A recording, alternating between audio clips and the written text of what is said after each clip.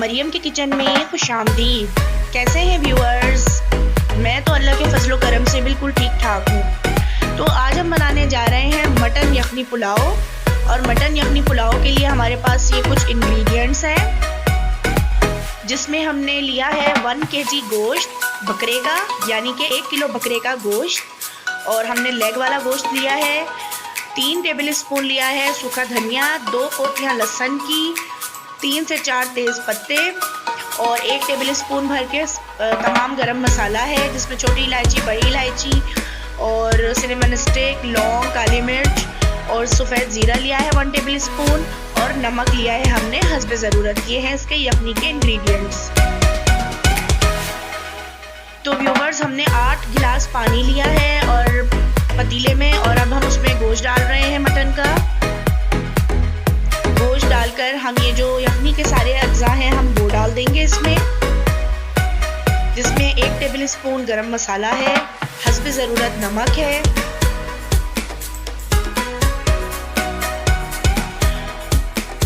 اور لہسن کی 2 پوتیاں ہیں،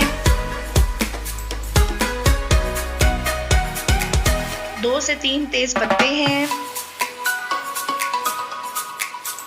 3 ٹیبل اسپون سوکھا دھنیا ہے، اور 1 ٹیبل اسپون سفید زیرہ ہے۔ یہ تمام انگریڈینٹس ڈالنے کے بعد اب ہم اس کو ڈھکن ڈھانپ کر یخنی بننے کے لیے رکھ دیں گے، اور جب ہمارا گوشت گل جائے گا تو اس کے بعد ہم اس کا نیکسٹ سٹیپ سٹارٹ کریں گے۔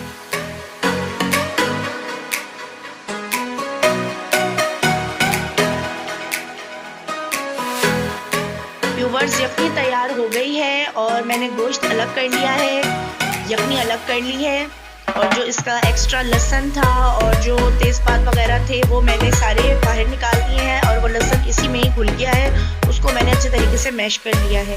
اب ہم پلاؤ کی طرف چلتے ہیں۔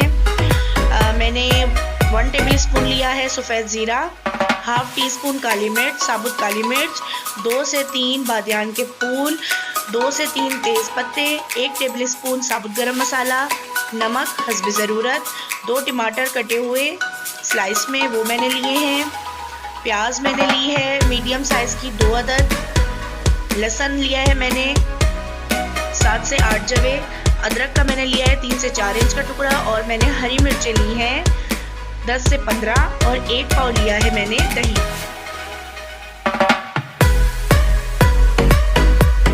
آئل میں نے لیا ہے آدھی پیالی۔ تو چلیں اب ہم کوکنگ کی طرف چلتے ہیں، چاول بنانے کی طرف۔ ویورز، فلیم میں نے آن کر لیا ہے اور چولہے پر ایک پتیلا رکھا ہے۔ اب ہم اس میں آدھی پیالی آئل ڈال دیں گے۔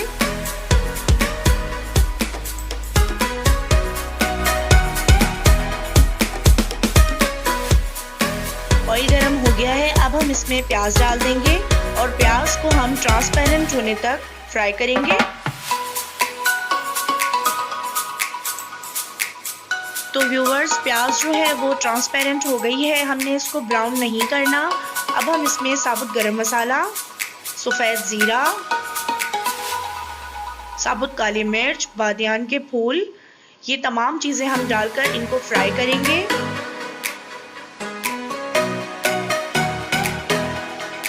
نمک جو ہے اس کا اپنے خاصا خیال رکھنا ہے، کیونکہ ہم نے جو یخنی ہے اس میں بھی نمک ڈالا ہے۔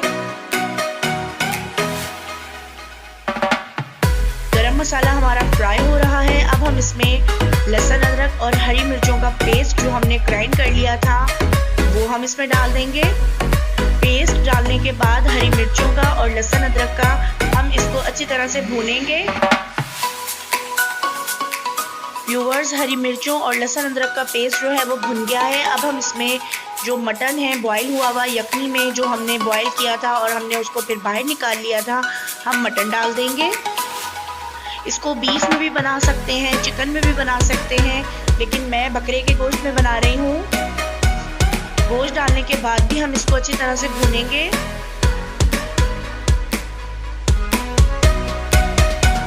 ویورز، مسالہ بھن گیا ہے، اب ہم نے اس میں 1 پاؤ دہی ڈال دیا ہے۔ دہی ڈال کر ہم اچھی طرح سے گوشت کو بھون لیں گے،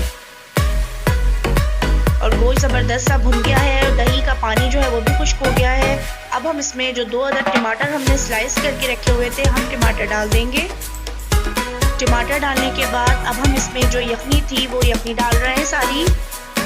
हमने इसमें पानी बिल्कुल भी नहीं डाला है, बस वही यखनी है जिसमें गोश्त बॉयल हुआ है।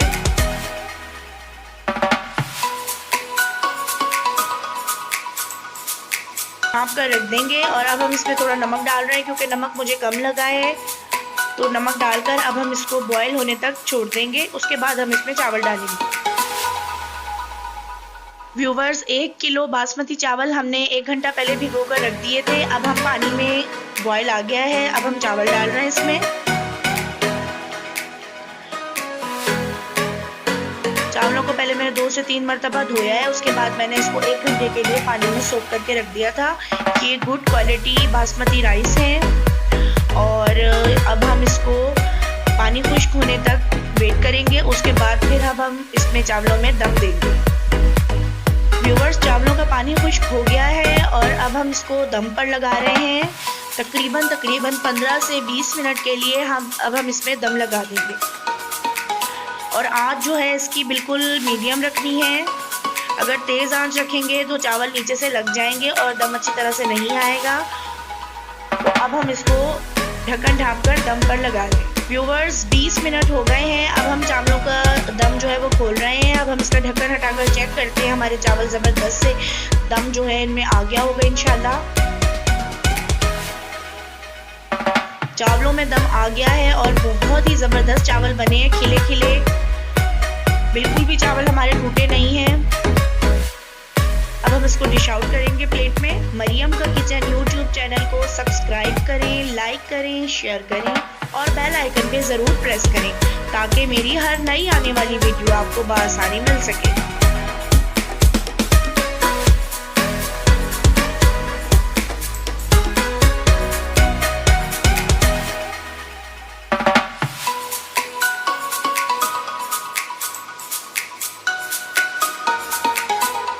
व्यूवर्स, ज़बरदस्त सा माशाल्लाह से अल्हम्दुलिल्लाह हमारा मटन यखनी पुलाव तैयार हो गया है। तो आपने मेरी रेसिपी से मटन यखनी पुलाव ज़रूर बनाना है और कमेंट्स बॉक्स में मुझे कमेंट्स करके बताना है कि आपको मेरी रेसिपी से मटन पुलाव कैसा लगा।